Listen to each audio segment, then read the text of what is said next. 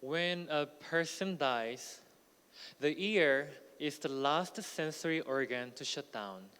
In other words, it's the organ that serves us the most until the end. How effective then do you think listening is? If I told you that listening is the most effective way to win the hearts of people, would you believe me?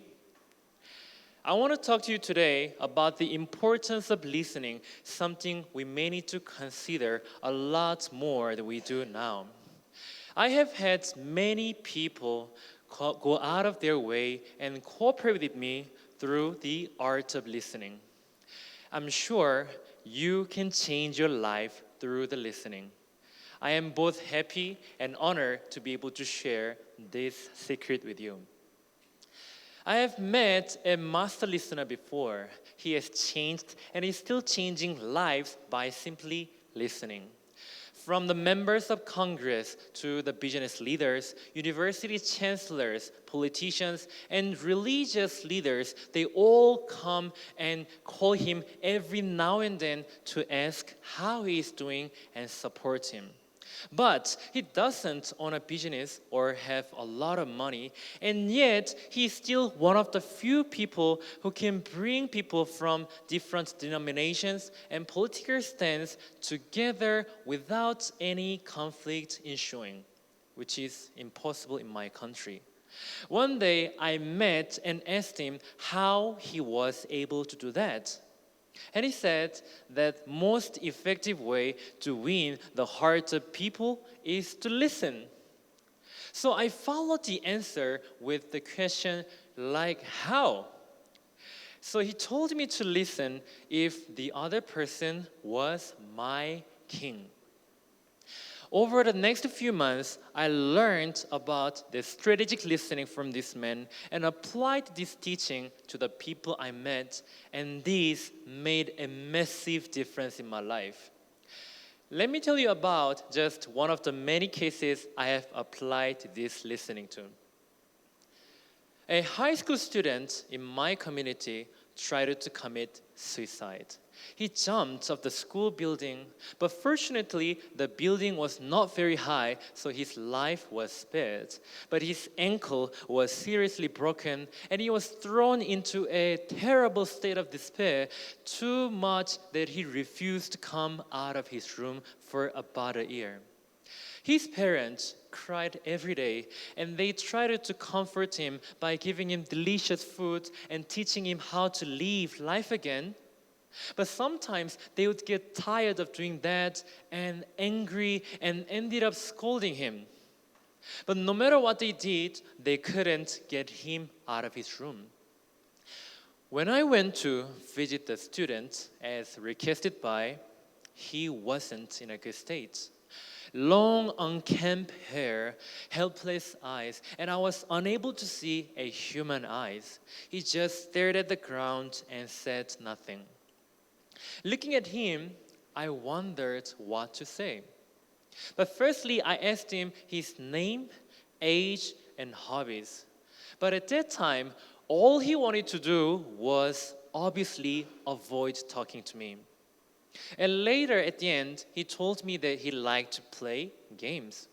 So I said, "Oh, is that so? I like to play games too.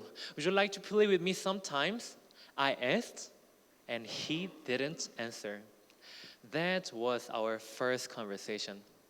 After that, I often visited and tried to talk to him, but he would only give short answers to what I asked him.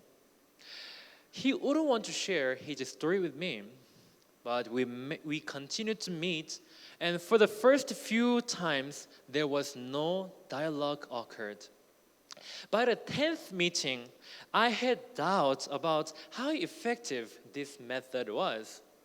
But on the 11th time we met, he suddenly wanted to follow me out. So we went out together. We walked for a while without talking to each other. And suddenly, he asked me a very first question, saying that who is your favorite female singer? I was surprised and happy, so I told him about my favorite female singer. And he said he understood. And on the next couple of meetings, he started asking me questions. And on the 16th time we met, he asked me if we could come to my place. And I said, yes, of course. And on the same day, at my place, he asked me if he could call me an elder brother. In my culture, when men become very close, the younger calls the elder 형. Everyone, would you like to try it? Say 형. 형님. Thank you for calling me 형. When he asked me if he could call me an elder brother, I was thrilled and I jumped for joy. And from then on, he changed from calling me sir to an elder brother. And after that, we met almost every day. And on the 18th time we met, he asked me about what I do and my schedule. So I told him that I wake up at 4 a.m. to start my day. And following morning, he was sitting next to me at 4 a.m. When I went out, he went with me. When I ate, he ate with me. And when I worked out, he worked out with me. And when I cleaned, he cleaned with me. He did literally everything that I did, which became a big issue in his family, school, and community. We met total of 56 times. In other words, I listened to him for 56 times. But within a year, he came out of his room, socializing, going to a vocational school, and later getting a job. The day I came to Africa, he hugged me tight and cried a lot. I have a lot more stories like this one. We tend to win people over by giving great speeches, teaching, imparting knowledge, and giving material things and so on. But this method I'm sharing today is realistic, accessible, and the most strategic of all. That is strategic listening. Today, I'm going to share the 5 ways to practice strategic listening. The first rule is to listen to the others without interrupting them. It's important to think of that person as your king. And to keep listening for 2, 3, or even 6 hours until they stop talking. And it's about listening for 2 or 3 hours up to 100 times. Eye contact, nodding, and the other gestures of trust that you are listening are essential. Number 2, never try to change or teach people. If you want to win the hearts of people, you should never try to teach or change them, because people don't like it when someone tries to teach or change them. It's just like how telling a king that his opinion is wrong is life-threatening. Think of it as the end of your relationship with that person. You know, king's word is absolute and it's a command. 3, wait for the king's permission. No one likes to be interrupted, even more so if it's the king, right? Scientifically speaking, people take an average of 7 seconds to say their next word. When you talk to people repeatedly, you'll notice that some people talk every 3 seconds and the others every 10 seconds. And you'll get a feel for their conversation cycle after just a few minutes of talking to them. Think of it as you can only speak when the king permits you to. Wait for the permission and then speak.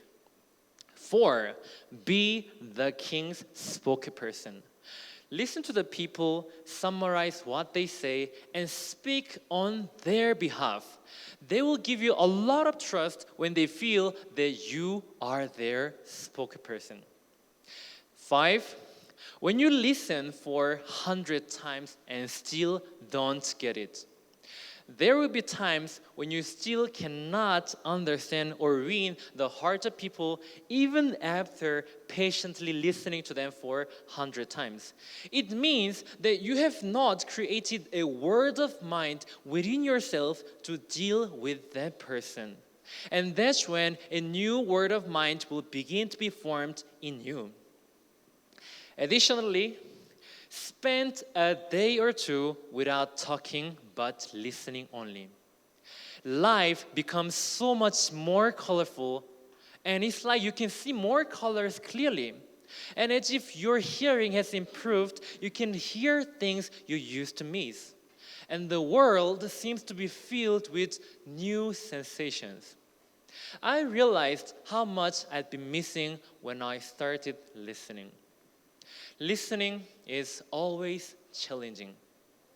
Even after learning these things, there were times when I couldn't resist the urge and tried to teach and change people. But the funny thing is, the more depressed they are, the more mentally unwell they are, the less they could actually remember what I was telling them, even if I had just told it to them.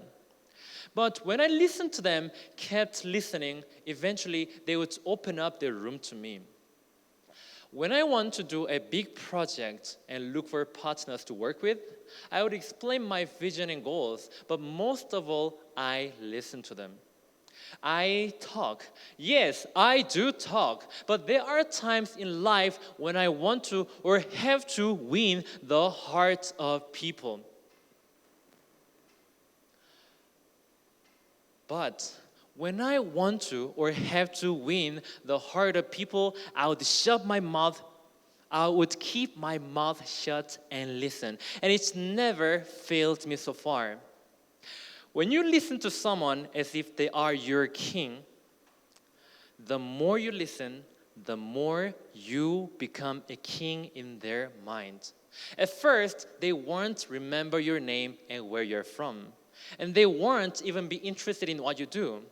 But if you continuously listen to them as if they are your king, eventually you will become a king in their minds. And they become a kind of people who ironically cannot live without you. The master listener I mentioned earlier spends at least 4 or 5 years trying to win the hearts of people through the art of listening. He would invite people to his house and treat them and keeps listening to them. He only tells his stories when they ask him to. But he is a doctor, professor, a principal of a high school, and a very influential leader. But he doesn't talk about any of that. He would only listen to people one by one and treating them like they are his king. And by doing that, he ends up with a lot of leaders, presidents, and a lot of other important people following and supporting him. Isn't that amazing? Doesn't that make the 4 or 5 years of listening worth it? It does, right? Are there any people in your workplace or in your family that you need to or you want to communicate with but haven't been able to talk to for a while? Or have you ever been in a relationship where you had to let it go because you couldn't hold them anymore? It's never easy to listen for 100 times. But try it with someone you need to or have to communicate with, or someone you want to understand, or someone you need to save, or someone who needs you. You will never fail. Ladies and gentlemen, today, who do you want to win through the listening? Thank you for winning my heart today.